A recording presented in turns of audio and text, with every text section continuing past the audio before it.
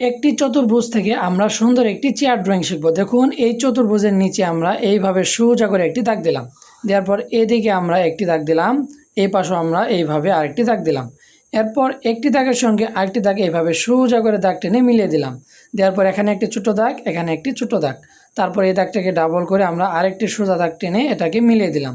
এখন দেখুন এইখানে একটি দাগ দিলাম, এই পাশেও আমরা আরেকটি সোজা করে ছোট্ট দাগ দিলাম। এরপর এই দাগ বরাবর নিচের দিকে আমরা আরেকটি দাগ দিব, এই পাশেও একইভাবে আরেকটি দাগ দিব। দাগ দেওয়ার পর এই দাগগুলোকে আমরা ডাবল করে আবারও দাগ দেব। দেখুন কতটা সহজ, এটি চেয়ার আঁকার একটি সহজ কৌশল। দেখুন এই পাশেও আমরা দাগটিকে ডাবল করে দাগ দিলাম। এরপর এই সাইডে এইখানে আমরা আবারও ডাবল করে দুটো দাগ দিব। এগুলো হবে চেয়ারের পায়া। তিনটি পায়া আঁকলাম, এ পাশে আমরা আরেকটি আঁকবো। এই চেয়ারের পায়াগুলো একটি থেকে আরেকটি সমান হতে হবে। এরপর দেখুন এটিকেও ডাবল করে দিলাম। দেওয়ার পর এই দাগগুলোকে নিচের অংশে আমরা এভাবে মিলিয়ে দিলাম।